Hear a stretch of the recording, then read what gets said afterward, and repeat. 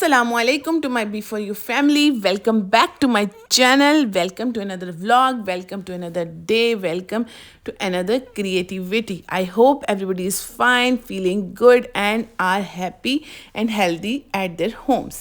मैं उम्मीद करती हूँ कि सब अपने घरों में खैर खैरियत से खुशियों के साथ होंगे। जी जनाब, आज का व्लॉग है डेली रूटीन के बारे में। जस्ट सुबह 9 नवंबर की वजह से बच्चों को आज छुट्टी थी तो बना लिए पराठे, और वो भी कीमे वाले और आलू वाले। और उसके बाद थोड़ी सी क्लीनिंग रह गई थी जो काफ़ी दिनों से पेंडिंग थी, वो की। और बच्चों के लिए रात को डिनर में बनाया शवारमा और बीफ बर्गर हस्बैंड के लिए, जो कि उनको बहुत ही पसंद आया और उन्होंने बहुत ज़्यादा अप्रिशिएट किया, जिसकी वजह से दिल गार्डन गार्डन हो गया। जब मेहनत करो और उसका फल मिले तो बहुत खुशी होती है। इसीलिए मैं आपको कहती हूँ कि इतनी मेहनत करती हूँ, प्लीज़ मेरे चैनल को सब्सक्राइब करें, लाइक करें, शेयर करें और कमेंट करें प्लीज़। ये है मेरी सुबह सुबह की ग्रीन टी जो मैं एम्प्टी स्टमक ले रही हूँ। और यहाँ पे साथ साथ मैं कीमे का मिक्सचर बना रही हूँ पराठों के लिए, जो कि दयान के फेवरेट हैं। मैंने जल्दी से हरा धनिया फ्रेश मंगा के उसकी चटनी भी बनानी थी और इसमें भी डालना था। जब तक कलरफुल ना हो तब तक मज़ा नहीं आता। इसकी रेसिपी आपको मिल जाएगी B4U किचन्स में से, अगर आपको चाहिए तो। और ये जल्दी जल्दी से मिक्स हो गया और अब मैं इसका पराठे बना रही हूँ। सर्दियाँ आ गई हैं और आज हल्की हल्की बारिश भी हो रही थी। बहुत ही मज़े का मौसम था। अल्लाह ताला आने वाले दिनों को हमारे लिए बेहतरीन बनाए और खैर खैरियत के दिन हमारी ज़िंदगी में आए, क्योंकि पीछे बहुत ज़्यादा मुल्क का भी नुकसान हो चुका है और लोगों का भी बहुत नुकसान हो चुका है। काफ़ी फैमिलीज़ जो हैं बहुत अफेक्ट हुई हैं और काफ़ी लोगों के प्यारे इस दुनिया से चले गए। लेकिन जो हालात मुल्क के जा रहे हैं, दिल से दुआ है कि अल्लाह ताला हमारे लिए बेहतरीन फ़ैसले, प्लीज़ बेहतरीन जो है ना वसाइल पैदा कर के हमारे मुल्क को तरक्कियों की तरफ लेके जा। क्योंकि जितनी परेशानियां आ रही हैं ना, उतने लोग केयरलेस होते जा रहे हैं। महंगाई हो रही है और ये जो सैलाब की वजह से इतना ज़्यादा लोग परेशान रहे हैं। और अब आगे जो मौसम आ रहा है स्मोक का और जो भी है, अल्लाह ताला हम सबको अपने हिफ्ज़ व अमान में रखे और सब के लिए खैर खैरियत हो। जी तो ये पराठों के साथ ये ग्रीन चटनी ना हो स्पेशल वाली तो मज़ा ही नहीं आता। इसलिए भी फ्रेश धनिए के साथ हरी मिर्चें, लेमन, सॉल्ट डाल के ये चटनी बनती है। और फिर जब हम इसको पराठों के साथ एंजॉय करते हैं तो बहुत मज़ा आता है। ये फेवरेट वाली चटनी हम सब घर वालों की, बल्कि सब ख़ानदान वालों की क्योंकि इसके बग़ैर जो है ना पकौड़े, फ्राइड आइटम्स, इसका मज़ा नहीं आता। और रमज़ान में तो डेली बेसिस पे ये चटनी मेरे घर में बनती है। जल्दी जल्दी से कीमे वाला पराठा बना के तो उसके बाद मैंने की आलू वाले पराठे की तैयारी, क्योंकि अगर पहले से बना के रख लो ना तो फिर नहीं मज़ा आता। सर्दियों में गर्मा गर्म चीज़ का जो मज़ा है ना, उसकी बात ही कुछ और है।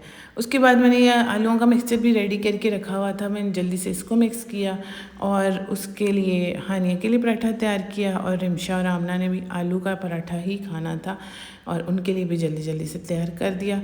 और बच्चों ने नाश्ता बहुत खुश हो के किया। अल्हम्दुलिल्लाह पढ़ी कि अल्लाह ताला तूने हम आज कितनी नेमतों से नवाजा। और फिर उसके बाद ये है जी मेरा नाश्ता, कि मैं सुकून के साथ बैठ के अब नाश्ता कर रही हूँ, क्योंकि सबको करवा लिया, अब सुकून हो गया, अब मेरी बारी। नाश्ते के बाद जो है ना बहुत सारे माइंड में काम फिर रहे थे, क्योंकि आज हो गई सडन छुट्टी, कोई एक्सपेक्टेशन नहीं थी, बस नोटिफिकेशन आ गया। तो इसलिए जो है ना शेड्यूल में जो काम थे उनको उसी तरीके से मैंने रहने दिया। ये मैं अपने सारे कुशन्स वगैरह और बच्चों के यूनिफॉर्म वगैरह वॉश कर रही हूँ। और ये अच्छे तरीके से रिमशा ने इनको ब्रश के साथ वॉश किया, क्योंकि जो भी स्टेन्स वगैरह थे वो इसी तरह निकलने थे। इसको वॉश करके इसका अच्छे तरीके से हम पानी पहले ड्रेन कर लेते हैं, उसके बाद ड्राई में ड्रेन करते हैं, क्योंकि बहुत ज़्यादा पानी इसके अंदर स्टोर हो जाता है, जिसकी वजह से ड्रायर्स जो है ना वो ब्लॉक हो जाती हैं। इसलिए अच्छे तरीके से इसको पहले मैंने चेयर पे रख दिया और अब इसका पानी ड्रेन होता रहेगा, तो उसके बाद ड्रायर में इसको ड्रेन कर लेंगे। उसके बाद मेरा जो प्लान था ना वो ये था कि आज सोफ़ों की क्लीनिंग करनी है। मेरे वेलवेट के सोफ़े हैं जिसकी वजह से बहुत ज़्यादा जो है ना वो स्टेन उसके ऊपर आ जाता है और छोटे छोटे जो है ना वो स्पॉट्स आ जाते हैं, क्योंकि कलर डार्क है इसलिए जल्दी प्रोमिनेंट हो जाते हैं, दूर से नहीं पता चलता। मैंने क्या किया, सबसे पहले उसको सूखे कपड़े के साथ अच्छे तरीके से उसकी डस्ट साफ़ कर दी। लेकिन अगर आपके पास वैक्यूम क्लीनर है तो उसके साथ आप अगर इसकी अच्छे तरीके से करेंगे तो ज़्यादा बेहतर हो जाएगा और बहुत ज़्यादा नीट हो जाएगा ये। लेकिन मेरे पास वैक्यूम क्लीनर नहीं था तो मैंने एक टॉवल लिया, टॉवल की हेल्प से सब कुछ डस्ट आउट कर लिया। ये देखें, ये छोटे छोटे जो है ना दाग हमें दूर से तो दिखाई नहीं देते, लेकिन ये जब बैठते हैं ना इसके ऊपर तो बहुत बुरे लगते हैं। ये देखें छोटे छोटे स्पॉट्स, कभी कभी बच्चे भी यहाँ पर खाना लेके बैठ जाते हैं या कोई चाय वगैरह पी लेते हैं या कोई गेस्ट आ जाता है तो उसकी वजह से ये स्पॉट्स जो है ना ये बहुत बुरे लगते हैं। इसलिए मैं काफ़ी दिनों से ये चाह रही थी कि मैं ये ना क्लीन करूँ, तो मैंने आज क्लीन करने थे तो सोचा आपके साथ भी शेयर कर लूँ। तो इसको अच्छे तरीके से सब कुछ डस्ट आउट करके तो मैंने लिया गर्म पानी एक टब में, उसमें मैंने बेकिंग सोडा जो खाने वाला सोडा होता है ना वो, उसमें कोई सा भी लिक्विड क्लीनर डाल दिया और बस ये 3 चीज़ों की वजह से मेरा जो वेलवेट के सोफ़े हैं ना वो बहुत ज़बरदस्त साफ़ हो गए। सबसे पहले जो छोटे छोटे स्टेन्स थे ना जो मुझे नज़र आ रहे थे, प्रोमिनेंट हो रहे थे जो, उनको मैंने साफ़ किया।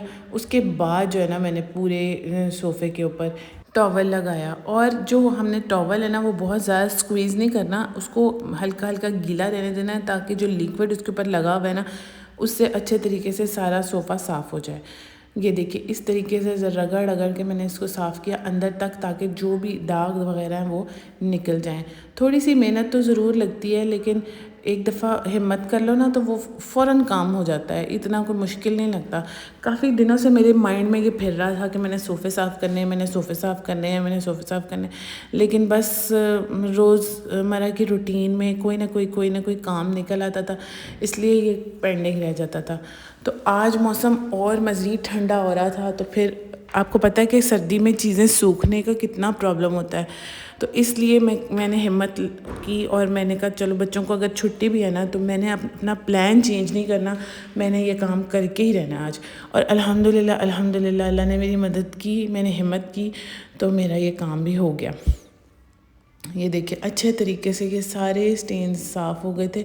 जैसे जैसे ये होता जा रहा था ना मुझे सुकून होता जा रहा था कि शुक्र है या अल्लाह ये मेरा काम कंप्लीट हो रहा है। रोज़ाना हम इतने काम करते हैं अपने हाथों से, इतनी चीज़ें देखते हैं, इतनी चीज़ें बोलते हैं, इतनी चीज़ें सुनते हैं, लेकिन इन छोटी छोटी अल्लाह की नेमतों का ना हमें एहसास नहीं होता।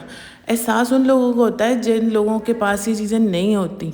हमारे पास जो नहीं है ना हम उस चीज़ को रोते रहते हैं कि हमारे पास ये नहीं है, हमारे पास वो नहीं है, लेकिन हमने कभी ये नहीं सोचा कि हमारे पास है क्या क्या, हमने आज क्या क्या इंजॉय किया है, क्या क्या किस किस चीज़ को यूज़ किया है, हमारे बच्चे हम किस किस चीज़ से खुश हुए हैं।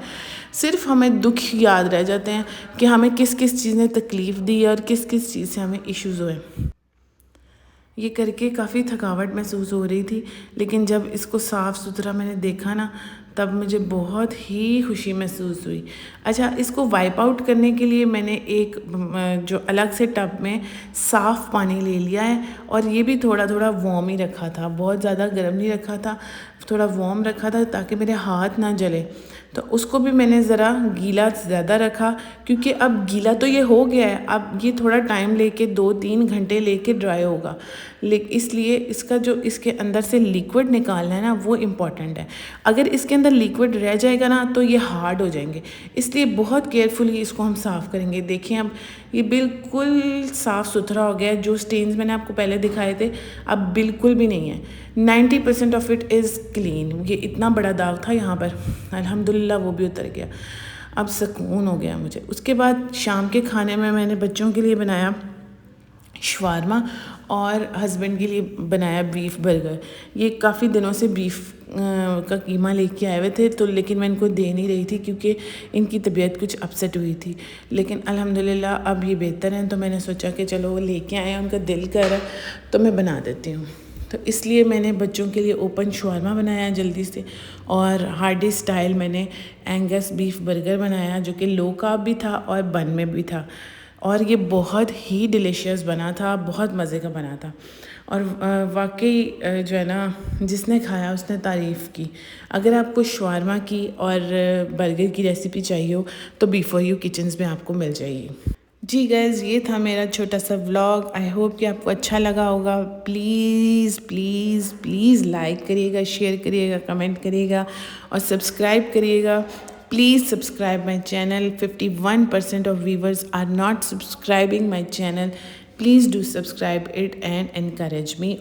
और कमेंट बॉक्स में अपना रिव्यू ज़रूर दिया करें। थम्स अप कर दें। गुडिया हार्डी से ज़्यादा मज़े का।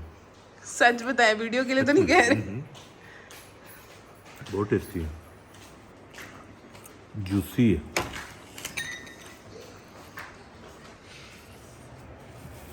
टू गुडिया हार्डी से कई गुना ज़्यादा मज़े का। फिर बोले, हार्डी से कई गुना ज़्यादा मज़े का। Oh my God, you made my day. बहुत अच्छा।